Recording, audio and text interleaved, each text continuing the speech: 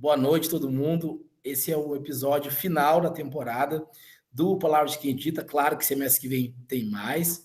A gente hoje está com um super convidado. Eu já vou falar mais dele. Por enquanto, eu tenho que dizer para vocês o que vocês já sabem, mas a gente tem que reafirmar. Esse programa foi criado pela professora Márcia Abreu e pelo professor Joaci Furtado. E eles tinham o objetivo de construir uma memória da edição no Brasil.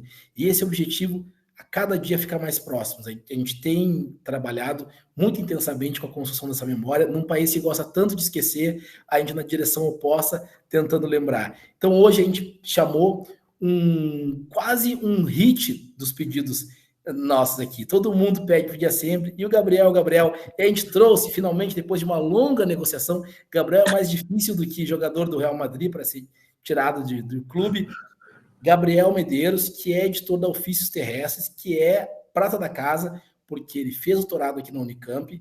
Então, assim, é muito importante para nós quando as pessoas que participam da sua formação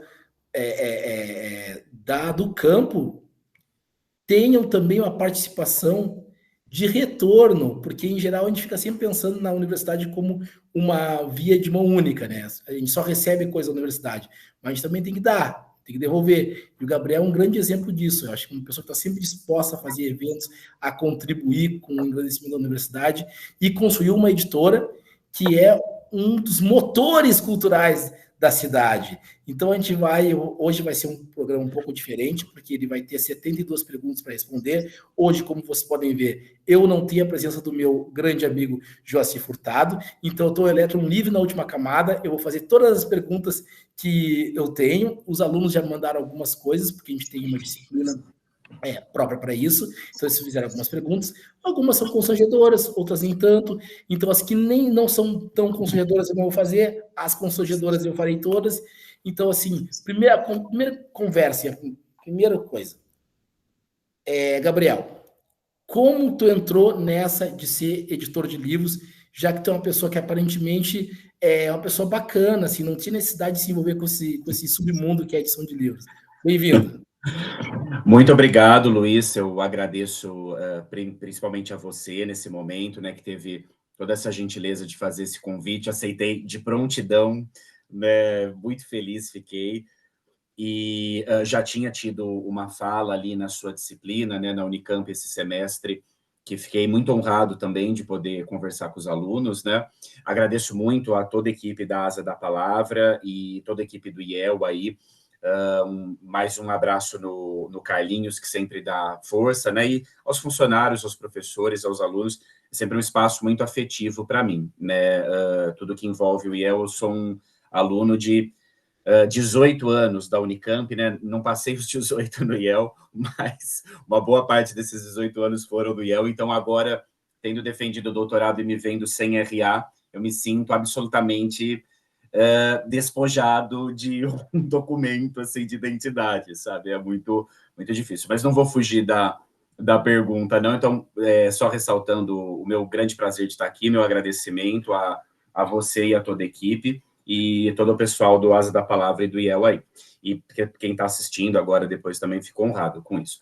Então, Luiz, assim, o que acontece com a Ofícios, né, eu acho que ela tem um projeto inicial e depois algo que veio que não estava no roteiro, né? Se eu estiver também me delongando, Luiz, tá? Se eu começar a falar muito, me dá um toque aí. Nós gostamos disso, fale bastante. Beleza.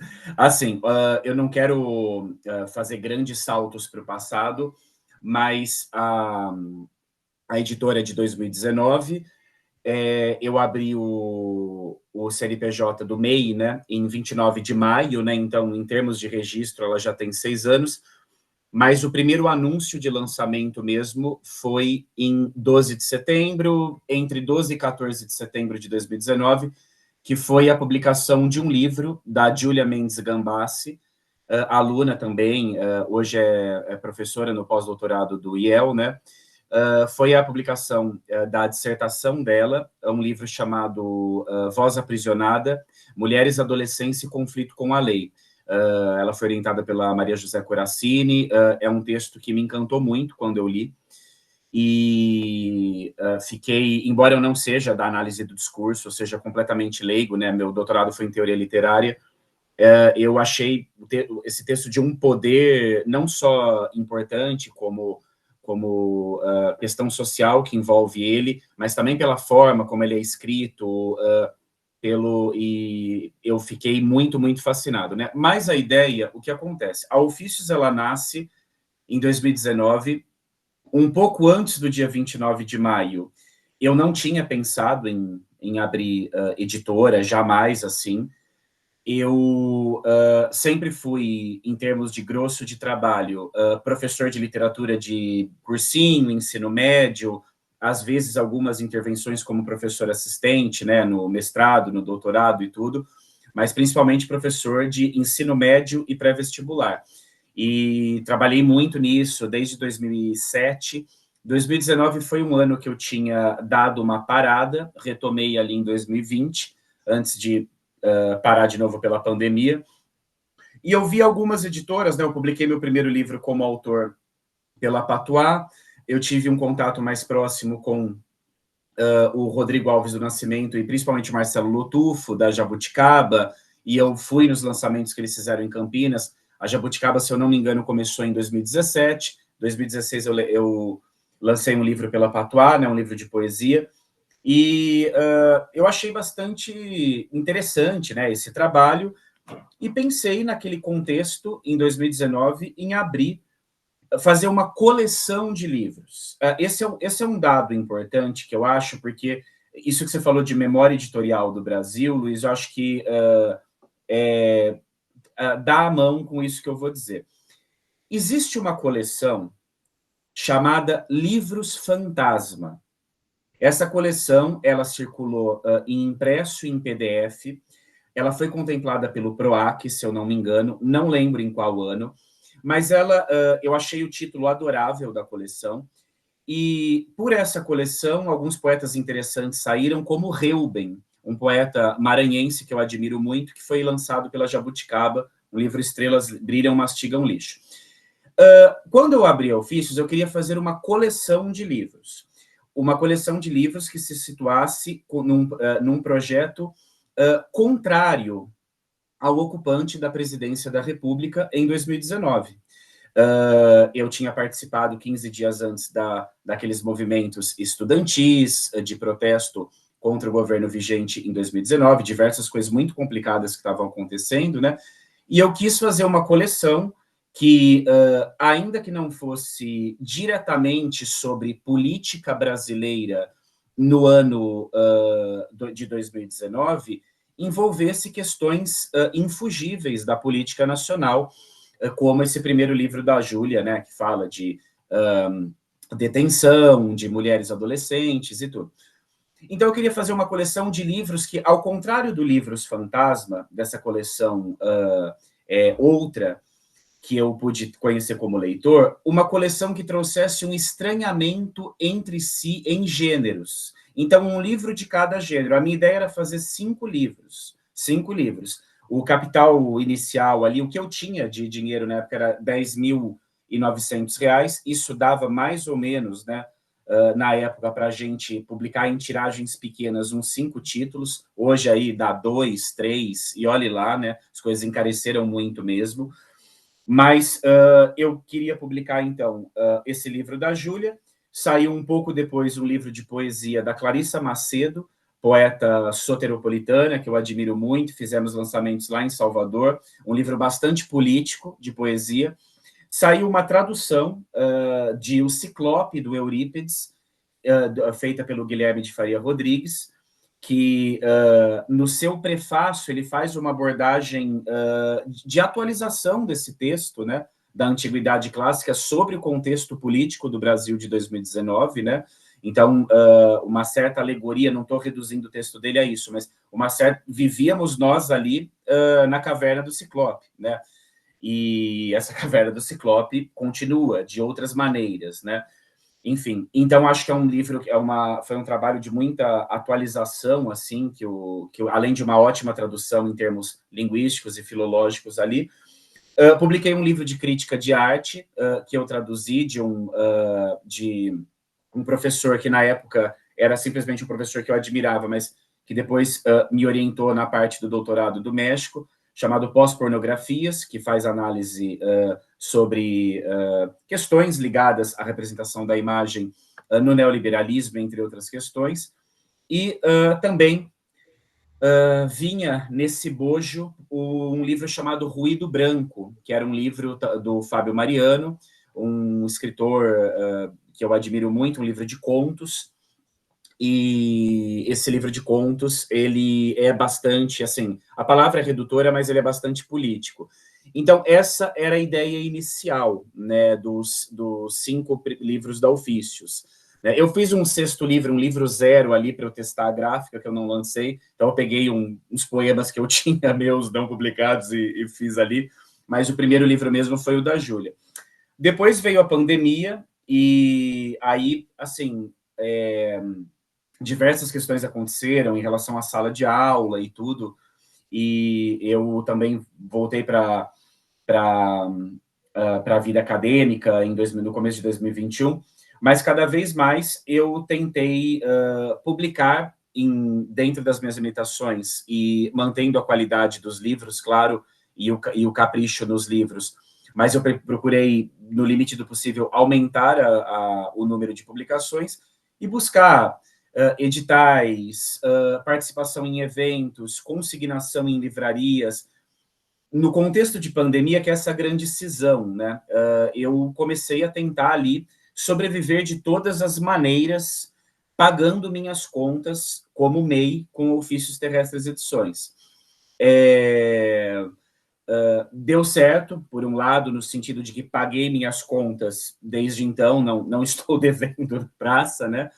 Estou muito cansado também, e embora feliz com as publicações que existiram, mas chegamos quase a 120 livros e mais de 200 autores publicados, né, contando ontologias e tudo. Enfim, eu tenho bastante felicidade de poder ter feito esses livros 6 anos depois, que são livros que eu admiro bastante, mas à custa também de muitas questões, né? Porque o trabalho com edição é um trabalho, muitas vezes, como o trabalho autoral, de diferentes maneiras, né? O trabalho do profissional de letras, em geral, em muitos níveis, ele é precarizado, e acho que essa sempre é uma questão também para ser colocada, né? Então, assim, era a ideia fechar a Ofícios após 2019, após essa coleçãozinha, e esporadicamente ir publicando novas coleçõezinhas sobre outros assuntos. Eu queria, então, primeiro fazer uma série de coleções para ver como era o trabalho. Buscar pagar contas via editora, claro que o foco, obviamente, é a publicação dos livros e fazer circulação de textos interessantes, mas eu preciso comer, né? Também, não tem jeito. Né? Então, essa mobilização num sentido de sobrevivência, ela se dá em 2020 com a pandemia, e a Ofício sobrevive devido, isso é um fato, devido a termos sido contemplados em 2 editais do Aldir Blanc em 2020, no final de 2020. Não fosse isso, a editora não teria existido. Não teria existido só naquele projeto inicial. Hoje seria ali um episódio muito mais curto do que é, né? Espero que a editora continue, claro, mas esse é o fato. Então, só tendo essa fala também para ressaltar que isso não é, de forma nenhuma, uma platitude, às vezes a gente esquece disso, que não fosse aquela premiação que nós conseguimos, a editora não existiria, né? Então, essa foi a história de como as coisas começaram. Mas consultório médico, cadastro ali no formulário, perguntam minha profissão, não adianta, né? É o costume que vem. Eu falo, professor de literatura, professor. Eu não consigo falar editor, sabe? Eu prefiro até serviços editoriais, nada contra quem usa o termo editor, etc. Mas eu ainda falo essa expressão, né? Aí continuo também trabalhando com atividades pedagógicas, mas hoje o grosso é serviços editoriais. São serviços editoriais. Então vamos pegar esse gancho aí, porque assim, 2019, pré-pandemia. Vamos falar um pouquinho do que todo mundo quer esquecer. Como é que foi tocar uma editora no meio de uma pandemia e o que da pandemia continua existindo agora? Existe alguma herança positiva ou negativa daqueles períodos mais terríveis que a gente viveu há 5 anos atrás? Sim, olha, essa é uma pergunta e tanto, né? É sempre bom ressaltar, Luiz, não quero ficar aqui soando excessivamente elogioso nem nada, mas assim, essa é uma pergunta e tanto, e não é uma pauta combinada, né? Não estava sabendo dessa pergunta, e eu acho ela muito importante mesmo, né? É aquela típica pergunta, no melhor dos sentidos, de um bom jornalista, sabe? Assim, o que acontece? Como foi muito difícil ali, né? Eu acho que, obviamente, o trauma aconteceu em diversos países, né? Eu tive o privilégio na pandemia de poder trabalhar de casa, né? Isso é uma coisa muitas pessoas no Brasil não tiveram. E eu lembro em dado momento ali em março de 20, mesmo em abril de 21, naquele outro pico, você abriu o Facebook, era comunico falecimento, peço até licença para falar isso, que talvez seja um assunto doloroso, né, a quem está ouvindo ou vai ouvir depois, mas é o fato, né. Bom, foi muito difícil, acho que não fosse...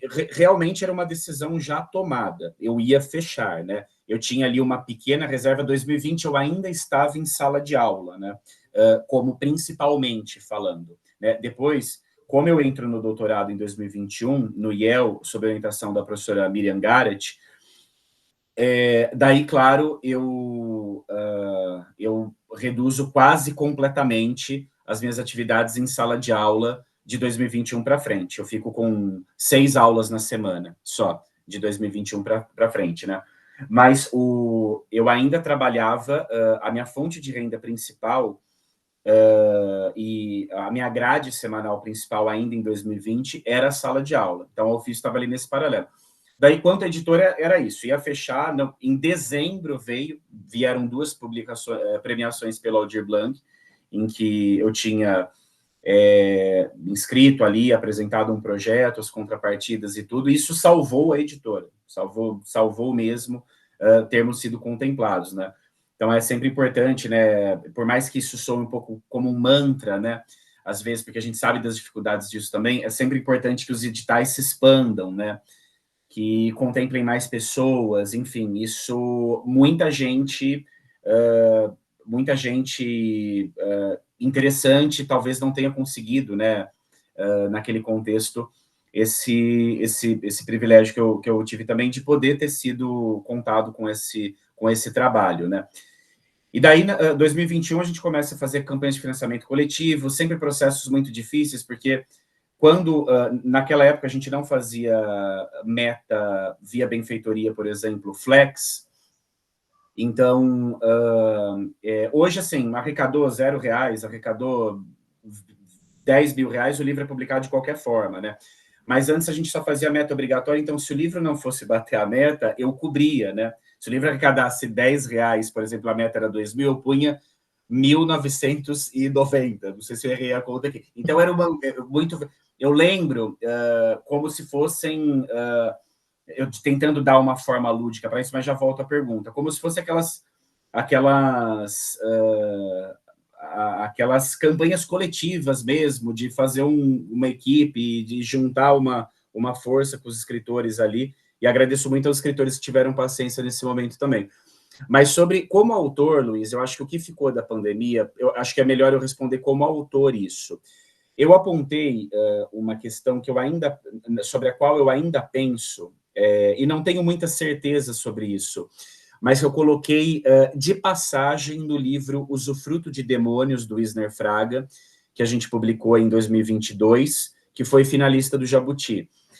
Eu escrevi o prefácio a esse livro, é um livro de contos, e uma coisa que eu notei naquele contexto de 2020, abril, maio, o começo da pandemia, começaram a existir uma série de antologias tentando, com o discurso de que iam transmitir exatamente o que seria a experiência pandêmica. O que é a experiência pandêmica? Está nessa antologia. Claro que tem exceções, estou fazendo aqui uma panorâmica, né? Então, muitos trabalhos legais foram lançados, mas eu sempre estranhei o seguinte movimento. Nesses meses iniciais da pandemia, houve muitas publicações assim, pelo menos as que eu pude acompanhar, coletânea de contos pandêmicos, coletânea de poemas pandêmicos, traumas e pandemia, etc. E, mais uma vez, muitas das publicações são super importantes e tudo, não estou contestando o mérito aqui. Mas o que eu estranhei muito foi que alguns meses, já em setembro, outubro, em outubro a gente estava com 90 mil, 100 mil mortes, outubro de 2020 ainda, um monte de professor estava morrendo ali, né, porque as escolas obrigaram a voltar sem vacina, isso é muito importante lembrar também, né, muitas escolas fizeram isso, né. Naquele contexto, simplesmente sumiram, parece que desapareceram as publicações compiladoras de experiências pandêmicas. Então, me pareceu um movimento inflacionário, por um lado, uma inflação de signos, pandemia, pandemia, pandemia, pandemia, pandemia, um certo discurso totalizante quando tudo que a gente estava vivendo, toda a angústia, todo o trauma, todo o estado de exceção, enfim, junto àquele governo, né, que geria pavorosamente a questão pandêmica, tudo que a gente estava vivendo era, de repente, havia um discurso como se isso fosse 100% representável, quando não era, né?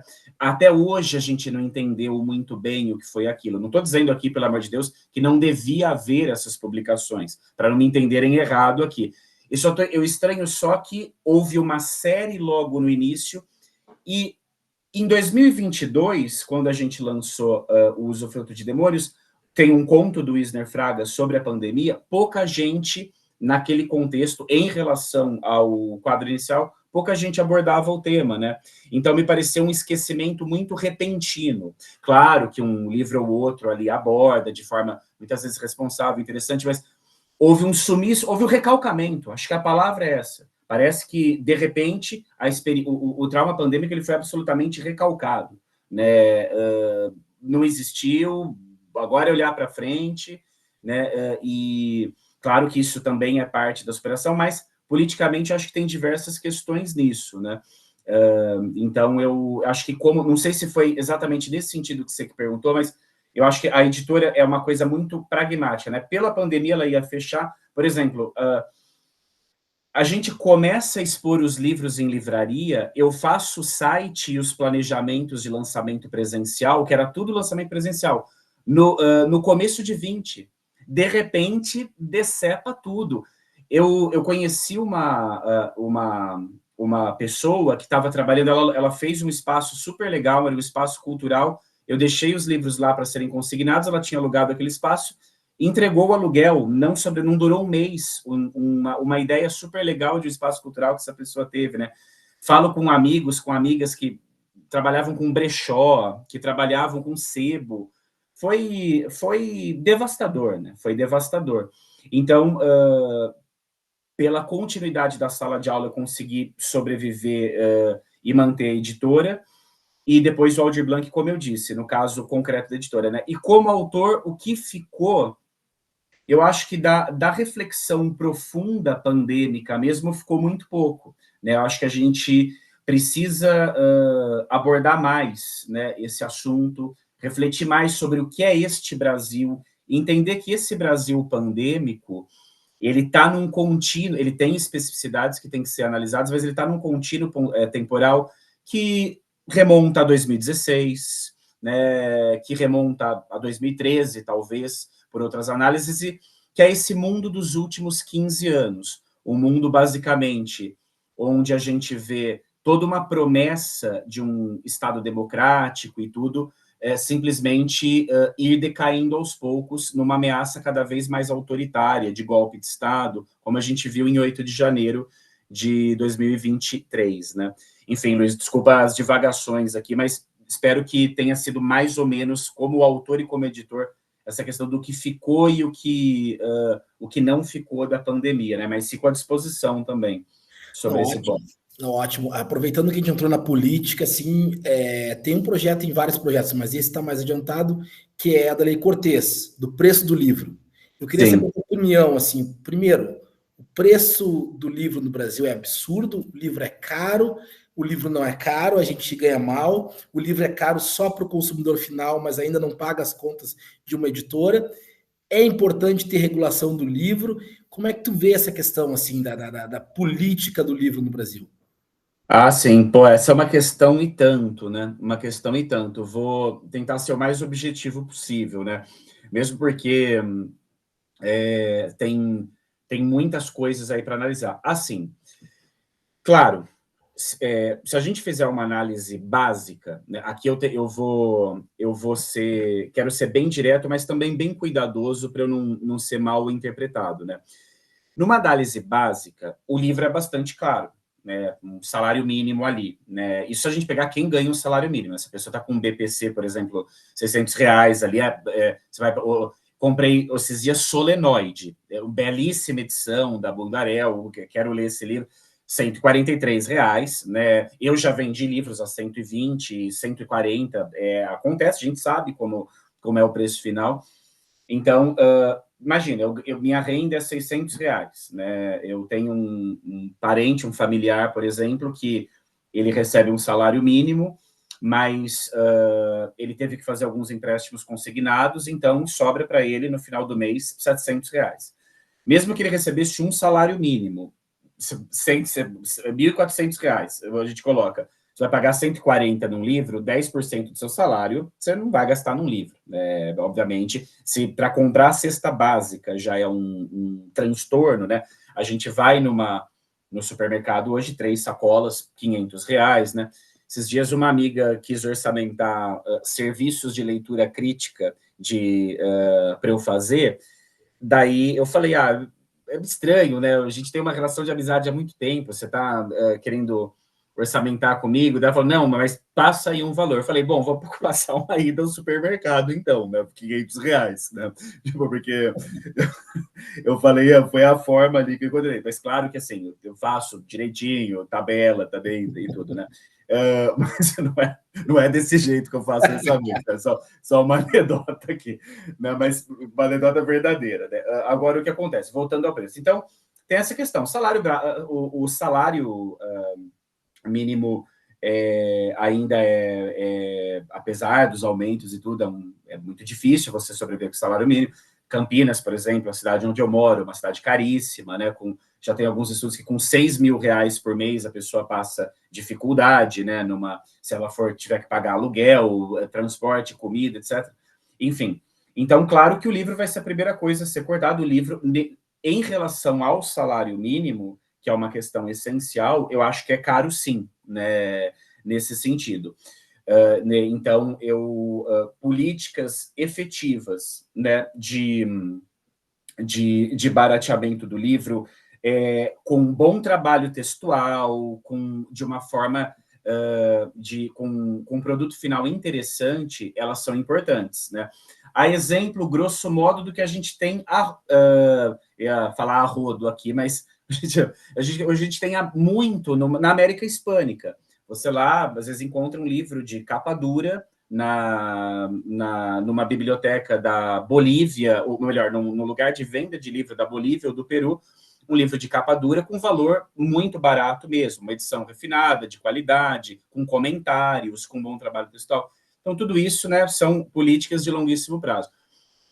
Por outro lado, eu acho que sempre tem um dado, é isso que eu acho que eu sempre peço cuidado para não ser mal interpretado aqui. Então, dito isso, acho sim que o livro é caro, e deve haver, claro, políticas de tentativa, né, de barateamento do preço final do livro, de distribuição, mas também de sobrevivência, né, de meios laborais para o autor, para o diagramador, para o editor também, que também é um profissional, e tudo isso.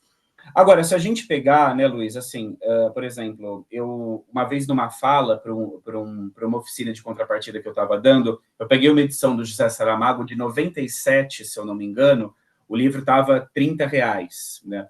Ou seja, se a gente fizer uma comparação entre esse preço do livro e o salário mínimo em 1997, o preço do livro hoje e o salário mínimo hoje, o livro foi um dos produtos no Brasil que menos subiram. Ah, você está defendendo que o livro tem que subir mais. Não é isso. Eu não sou daquela tese, sabe, que às vezes você vai no restaurante universitário do bandejão da Unicamp, o preço do bandejão deveria ser R$ 10. Não é isso que eu estou falando. Eu acho que tem que ter subsídio, tem que ter políticas de leitura e tudo. Estou dizendo assim, é uma questão. Se a gente comparar com um carro, por exemplo, um carro popular em 2009 custava 25, 30 mil reais. Hoje custa 100 mil reais. Né? Um carro popular, se você tiver sorte ainda. Né? Quem que tem 100 mil reais para você desembolsar? Eu estou, pelo menos, estou bem longe de ter esse montante, né? Colocadas questões, né, obviamente, de privilégio que eu tenho, de poder trabalhar da minha casa, por exemplo, enfim, e num país tão difícil em que as pessoas sofrem tanto como é o Brasil, né? Se a gente comparar com o preço da gasolina, 1 litro de álcool em 2009 era 49 centavos, né? Houve um aumento de 10 vezes o valor do álcool, né? Então, assim, o livro não subiu 10 vezes, né? O mesmo livro do Saramago, hoje, ele vai estar 90, ele vai estar 100, 120, mas não vai estar 300 reais, né? Então, assim, outra questão que eu acho que é um fator importante também é o seguinte, então, o que eu acho como consumidor de livros, como leitor, como autor, antes de ser editor eu sou essas coisas, né? Então, eu gostaria de ver os livros mais baratos, claro, e em edições de qualidade, mesmo de disseminação, como eram aquelas edições da Penguin, por exemplo, né? As antigas da Penguin, em língua inglesa, que é papel jornal ali, mas um trabalho textual acuradíssimo, uma revisão acuradíssima, uma capa interessante, tudo. Então, desse ponto de vista, eu gostaria de ver os livros mais baratos. Mas, claro que, assim, você vai lançar um livro hoje de 200 páginas, muito difícil você vender esse livro por menos de 70, menos de 90, de 100 reais. Eu, por exemplo, as pessoas já devem ter percebido, a gente sempre abria chamada para acadêmicos, né? Eu adoro a publicação de livros acadêmicos. Eu sou leigo na maioria dos assuntos, mas são textos que me fascinam. E não só teses ou livre-docências, mas publiquei ano passado o livro de uma jovem pesquisadora da Unicamp, a Luísa Mazieri, que ela falava sobre mercado de embriões humanos, um texto de monografia interessantíssimo, muito bem escrito. Tive a oportunidade de escrever a apresentação desse livro também. Mas eu parei, enfim, para voltar ao assunto, eu parei de abrir chamada para acadêmicos, porque um livro acadêmico, em geral, tem 300, 400 páginas, são horas e horas tentando fazer revisão de sábado à noite, às vezes escapa alguma coisa. Então, porque senão eu não... É um caráter falencial hoje você trabalhar com isso, né? Enfim, então hoje eu estou buscando, né, estou fazendo principalmente publicações de poesia, assim, não que eu faça limitações ao tamanho dos livros, né, mas eu tenho a chamada de acadêmicos, por exemplo, eu não sei quando eu vou fazer, né.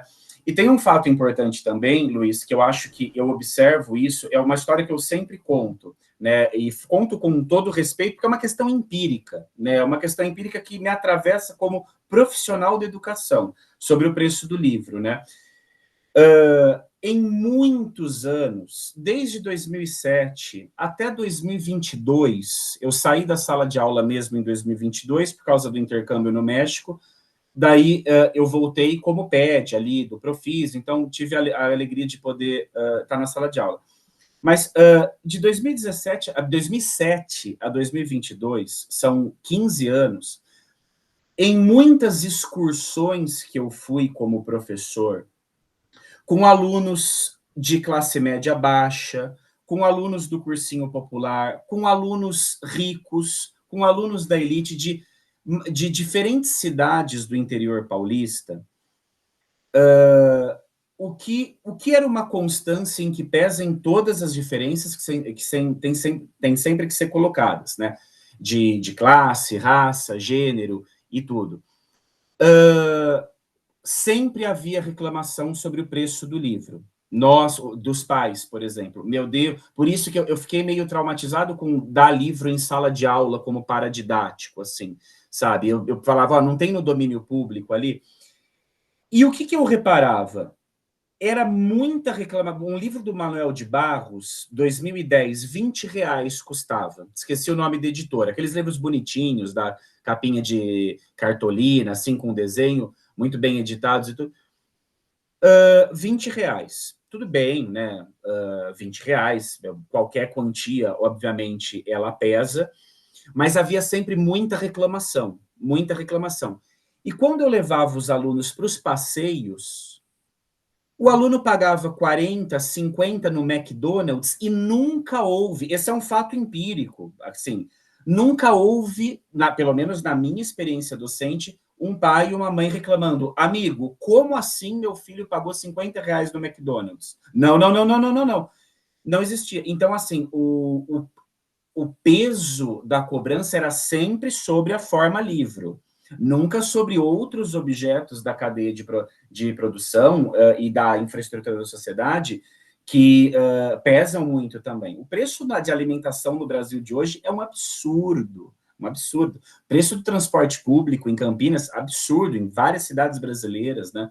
Então, assim, esse é um fato também que eu acho relevante. Então, o que eu acho, assim, eu acho que tem que ter uma grande política unificada de oferecer não só clássicos, mas também textos contemporâneos, de livro a buon mercato, por assim dizer, baratos, com apresentação, com trabalho legal, edições de bolso, todo cuidado textual, mas na forma mais barata possível, não relaxada. Tipo as antigas edições da Penguin, ou como a gente vê muito na América Hispânica. Então, livros ali a R$ 5, a R$ 10, que vão ser comprados de forma maciça, por escolas, por equipamentos culturais e tudo, e que circulem nas mãos das pessoas, porque as pessoas têm interesse por leitura, né? Então, isso como políticas públicas interestaduais do Brasil, né? Nesse sentido.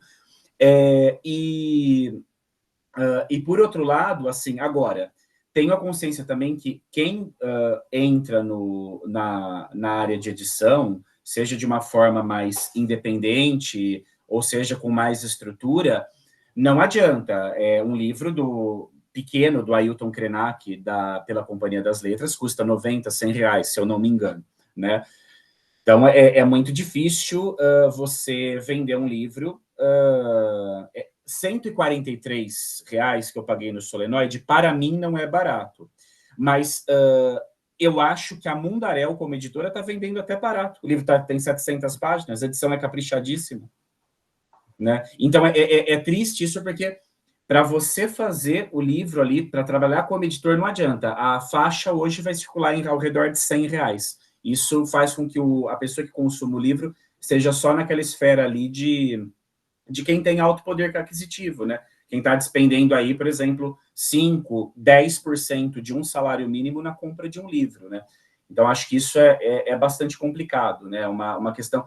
E, claro, existe uma última coisa mesmo, rapidinho, existe no Brasil também, né?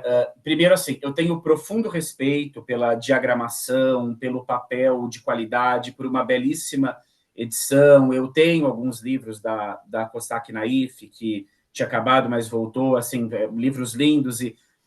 Mas, assim, existe no Brasil uma certa naturalização que o livro bom é apenas aquele livro que vai ser um artefato, quase uma nave espacial, assim, né? Um artefato absolutamente luxuoso, né? Eu acho que... eu vou fazer uma metáfora aqui. Esses dias eu estava vendo uma defesa no YouTube daqueles blocos de apartamentos soviéticos, né? Porque das cidades arrasadas, sem um centavo do Plano Marshall, os países do leste europeu, com o patrocínio soviético, fizeram moradias para diversas pessoas, e tinham, né, com as limitações possíveis, né? E funcionou, grosso modo, né? Com problemas, claro, etc., mas funcionou. Então, acho que assim, a gente podia pensar primeiro num processo de massificação de títulos-chave para a formação de uma biblioteca básica que esteja acessível para uma pessoa no interior do Acre, a um bairro hipster de Porto Alegre, a um bairro de classe média em Fortaleza, a uma universidade em Salvador. Então, uma política pública para isso, livros baratos, bem feitos e de bolso, papel jornal, mas de uma edição bonita. Pode ser bonita e barata, é possível. Pode ser bonita, barata e ter qualidade, é possível. E, por outro lado, as editoras que trabalharem com isso não tem muito como fugir de um preço do livro ao redor de R$100. Não tem muito como. Né? Eu acho que é... Agora, sobre a questão do Cortez, eu acho que também a questão é a seguinte: a regulamentação da Amazon e das plataformas é fundamental. É fundamental. Algoritmos, todas essas questões, eu acho que é muito difícil que avance algum projeto nesse sentido de bater de frente com as grandes redes de redes sociais e de varejo / rede social, como é o caso da Amazon, mas é necessário uma regulamentação. Citando o Eric Hobsbawm no final da Era dos Extremos, né, e fazendo uma derivação do texto dele, que a ausência de alternativa para o que estamos vivendo, dizia ele em 1994, para o nosso sistema econômico hegemônico do mundo em 94, resultará na barbárie. Então, citando o Hobsbawm, a ausência de regulamentação das redes sociais, isso envolve a Amazon, no caso do livro, mas é um caso muito mais amplo, resultará na barbárie. Espero estar errado, espero que não haja nenhuma barbárie. Bom, já vivemos as barbáries, né? Mas espero que não aumentem as barbáries e que paremos de viver as barbáries, mas a regulamentação das redes sociais é absolutamente necessária, né? Isso envolve até o preço do livro, né? Basicamente, você tem um império Amazon aí rolando e, né, editoras, autores, são só satélites ao redor desse astro-rei. Com isso, você mata duas perguntas, uma da Bruna e uma do Carlos, que eles queriam perguntar sobre a Amazon e qual é a sua opinião sobre a Amazon. Eu acho que você já externou, assim como você combateu o McDonald's, deve combater a Amazon também. E sobre as redes sociais, mas eu quero esticar um pouquinho a coisa sobre as redes sociais. Ultimamente, a gente tem discutido muito sobre o papel de uma rede específica, que é o TikTok. Esses fenômenos de massificação pelo lado da mercantilização, eles chegam a afetar as editoras independentes ou o TikTok está do lado e a Ofício está de outro completamente diferente? Sim, é uma grande pergunta, né? Eu também. Acho que é a chave, né? O meu livro que se tornou, né, eu falo toda hora, se tornou o livro de cabeceira, é A Máquina do Caos, né? Do Mark Fisher. Como as redes sociais reprogramaram nossa mente e nosso mundo. Concordo com quase tudo, né, que ele disse, mas vamos ao ponto, né?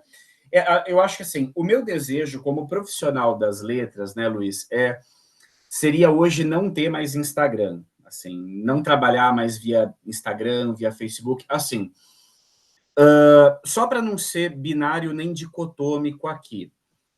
Eu acho que houve um momento, embora sejam da mesma empresa, Meta, Facebook e Instagram, houve um momento em que um cenário muito favorável e interessante para a produção literária nasceu, que era aquele velho Facebook, com todos os problemas do Facebook, mas aquele velho, não estou fazendo apologia ao Facebook aqui, tipo, ó, não é que eu sou contra o McDonald's, contra e a favor do Facebook, mas, então, tem um texto interessante, né, do Tomás Amorim Isabel, o Arquipélago Literatura Brasileira Contemporânea, né, em que ele analisa nomes importantes da poesia, revistas literárias, pessoas que publicavam no Facebook, começaram a ter ali suas comunidades, né, uma espécie de neo-Orkut foi aquilo em 2014, antes disso, em 2015.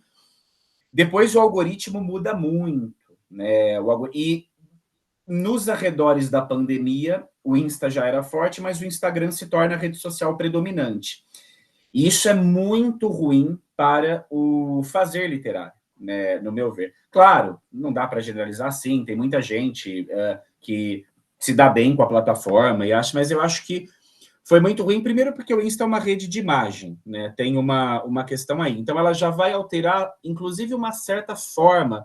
Teve um texto na Folha de São Paulo, publicada na esteira daquela polêmica lista dos melhores do milênio, né? Ou do bilênio, não sei, que tem muitos livros interessantes ali, diga-se de passagem, mas que falava que a literatura preferia o tema e não a forma. Esse é um diagnóstico equivocado, no meu ver. Só você reparar no como escrevem autores mais ou menos famosos, mais ou menos premiados, finalistas, não finalistas, de Oceanos, de Jabuti, são diferentes, é claro, tem muita coisa interessante, acho que vivemos um bom momento na literatura brasileira, mas existe, por exemplo, uma forma muito verificável, uma poesia muito curta, que cabe numa imagem de Instagram. Essa é uma tendência, não uma totalidade, mas uma tendência. Uma poesia, falando isso com respeito à artista, porque eu acho que ela traz muitas pessoas à literatura, uma poesia rupicaurizada. Isso que eu quero dizer, sabe? E falando aqui com todo respeito mesmo, em relação ao trabalho dessa poeta. E de diferentes maneiras isso pega um pouco nas mentalidades, nesse certo fluxo, né? E, claro, tem uma questão temática importante. Então, eu acho que a passagem para o Instagram fez muito mal, principalmente porque o Instagram, como o Twitter, o TikTok eu não sei como... se eu não me engano, ele funciona da mesma maneira. Eu não tenho conta no TikTok, deletei minha conta no Twitter, né? Depois que o fascista Elon Musk assumiu. E, enfim, não é uma coisa que me incomodava bastante já há muito tempo, mas nada contra quem está no Twitter, tem gente fazendo trabalho legal também, e não é isso que... Não acho que porque eu saí, todo mundo tem que sair, não é isso, tem muita ação política que se faz por ali também.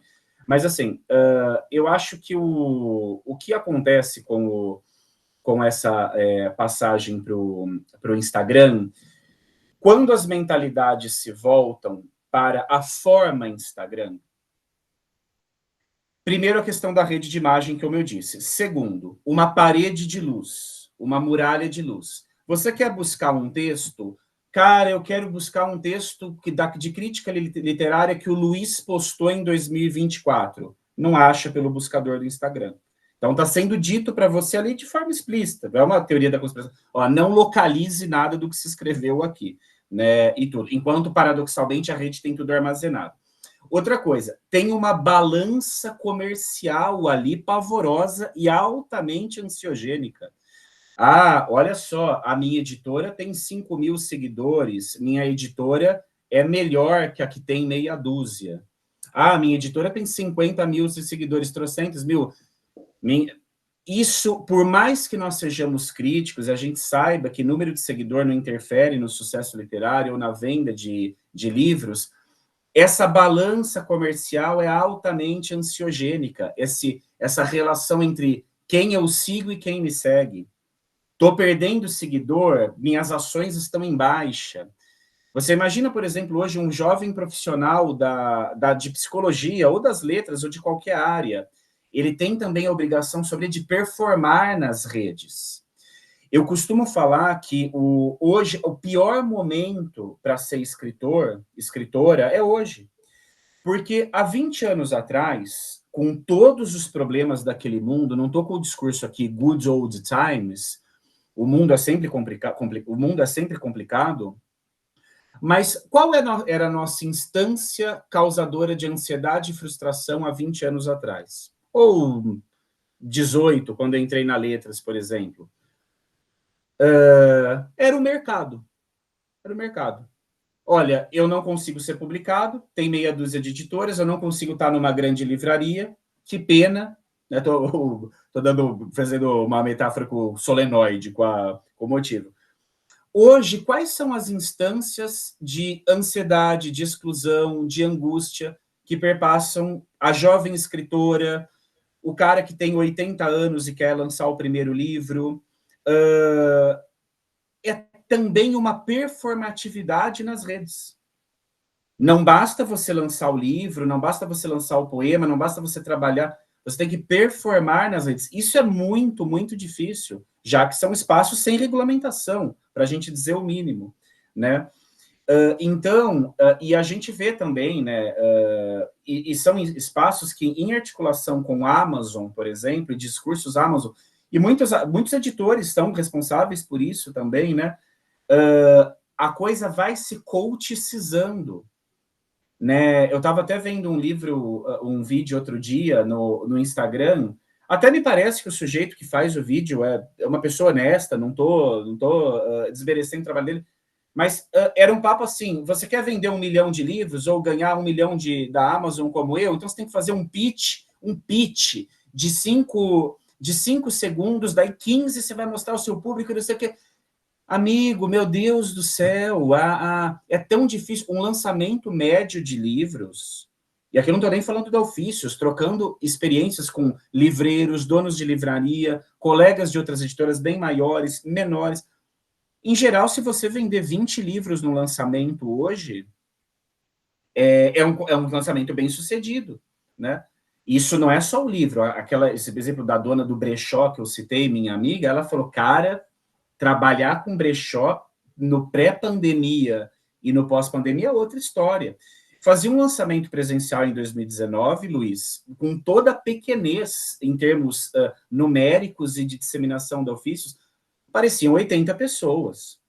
Hoje se aparecem 15 no lançamento presencial, e não só, não estou nem falando de editora específica, é uma experiência compartilhada.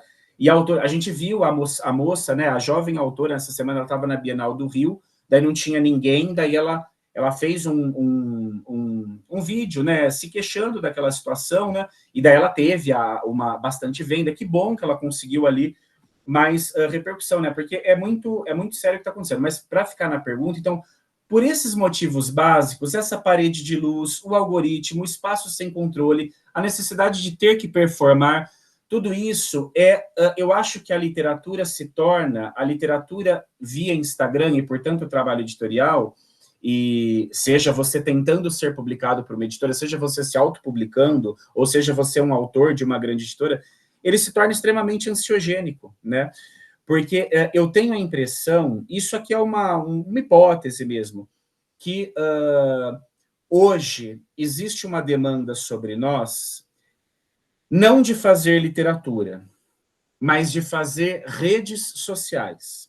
Nós achamos, ideologicamente, e a ideologia nos engana aí, que nós fazemos literatura, esse é o satélite, esse é o astro-rei, e a rede social é uma plataforma de divulgação da minha persona literária, mas eu tenho temido que talvez seja o contrário. Nós fazemos redes sociais e a literatura é o satélite que orbita ao redor, né? Porque se miscuiu tanto o algoritmo e essas perspectivas distópicas sobre o mundo na mentalidade das pessoas, e as pessoas são vítimas disso, né?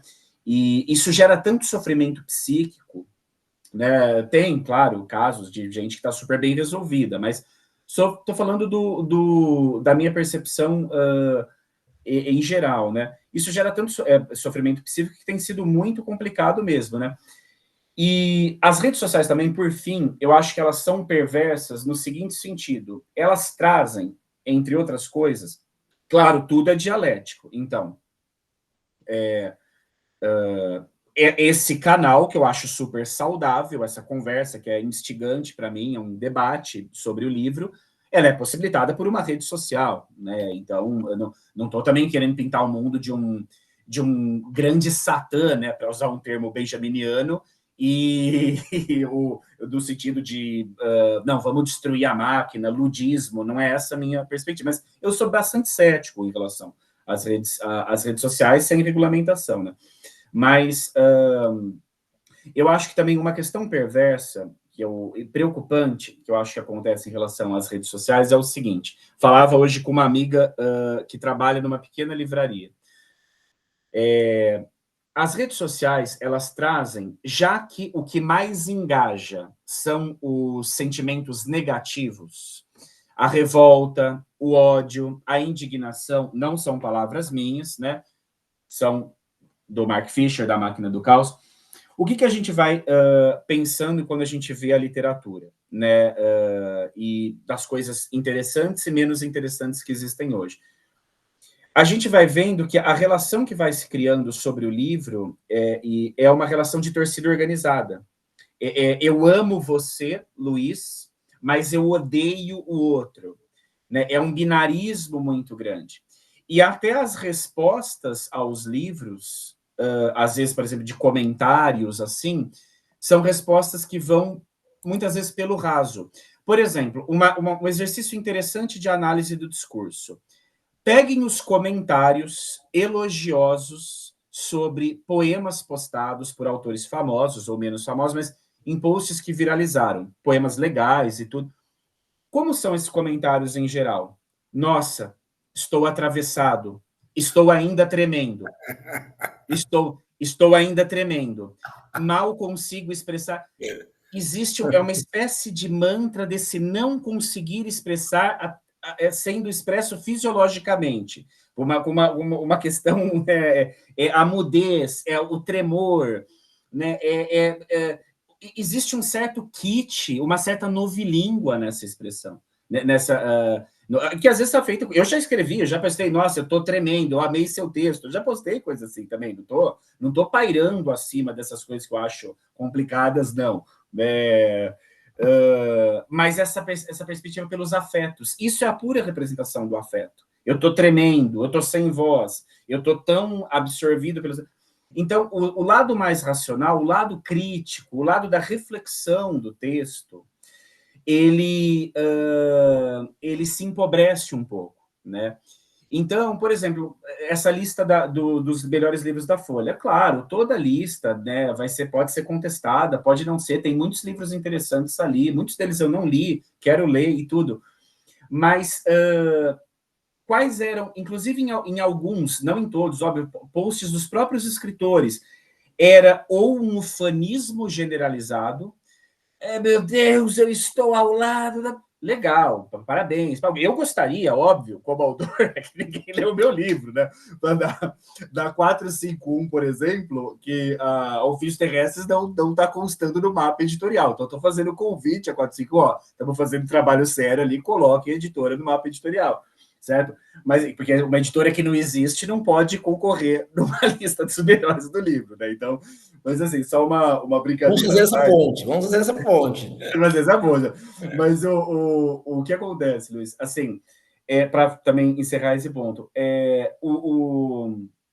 então você tinha esse lado muito afetivo mesmo, de afeto, de nossa, graças a Deus, meu Deus, que bom que eu tô, que glória. E daí um outro registro de discurso muito ressentido, né? Esse lixo dessa lista, que não sei o que lá, como assim? Então, quer dizer, e a discussão sobre o texto, existe, não estou dizendo que não existe também, mas, calma aí, vamos analisar, né, convergências, divergências, só para fazer uma brincadeira com o seminário do Arquibold no 2666 do Roberto Bolanho, que era Benufo Arquibold, convergências e divergências em relação a um tema ali. Mas, assim, vamos falar, né, vamos trazer mais os textos, vamos refletir mais sobre os textos, né? Às vezes eu vejo editores postando assim, de literatura ninguém fala. Mas às vezes o cara que está postando isso, ele não publica crítica literária, ou ele não dá espaço para crítica literária, ou se uma crítica ou um crítico publica algum texto, ele vai lá e cancela a crítica, sabe? Então, assim, eu acho que... Diversas vezes, né? O crítico hoje, né, é muito difícil ser crítico literário hoje, muito difícil, né? Porque é aquilo... você está nesse oceano de afetos. Então, eu acho que tudo isso, esse binarismo, esse reino dos afetos, essa menor instância de um debate sobre a matéria e mais sobre o contexto ali, as personas que estão nesse meio, as performances literárias, não estou dizendo que é tudo assim também, né, tem diversos outros exemplos, mas eu acho que tudo isso é sintoma de algo que eu já conversei com você, sobre o qual eu já conversei com você pessoalmente, que é uma hipótese, é uma teoria que eu tenho, posso estar errado, não tem nenhum problema, obviamente, se alguém quiser contestar isso, que nós vivemos hoje um redissocialzismo. Um redissocialzismo. Eu sempre falei para os alunos o seguinte, que vinha sempre aquela pergunta, né? Professor, qual que é o movimento literário de hoje? Eu falava, pessoal, primeiro que essa coisa de movimento literário já é discutível, mas tudo bem. Vamos didatizar aqui, ok, ali, romantismo, realismo, naturalismo, pré-modernismo, simbolismo, parnasianismo, modernismo primeira fase, modernismo segunda fase, depois já no modernismo terceira fase é difícil você estabelecer uma liga, né, temática, como houve, por exemplo, no Romance de 30. E dos anos 50 para frente você tem ali grupos de escritores e tudo, mas só para concluir aqui também, não tem, são muitas facetas, são muitas vertentes, né, e não dá para a gente falar mais de um movimento literário, mas hoje eu falei isso por anos. Hoje eu tenho pensado no contrário. Eu acho que talvez nós estejamos vivendo, em termos de temas, em termos de formas, ao contrário do que foi dito na Folha, acho que foi um lapso do texto crítico, é um bom texto, o texto... me fugiu o nome da autora, a autora super importante, escreveu na Folha a reboque da lista dos melhores livros do século, um ótimo texto, mas eu acho que foi um lapso de não... Tem uma forma muito fixa da literatura que se faz hoje. Tem um tipo de formulação, né, que não é só a pequena poesia, eu só citei um exemplo, né?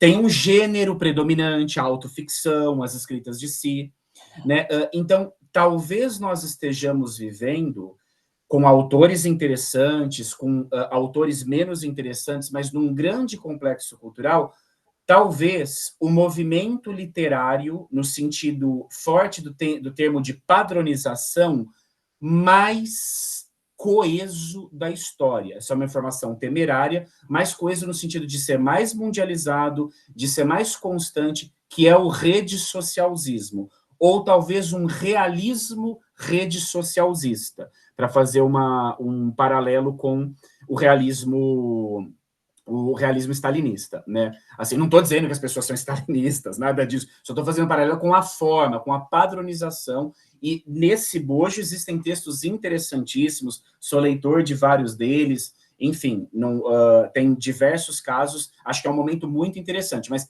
em termos de macrocultura, eu acho que nós já escrevemos, lemos, experienciamos a literatura para, por causa e diante do algoritmo. Eu acho que esse é um fato, né?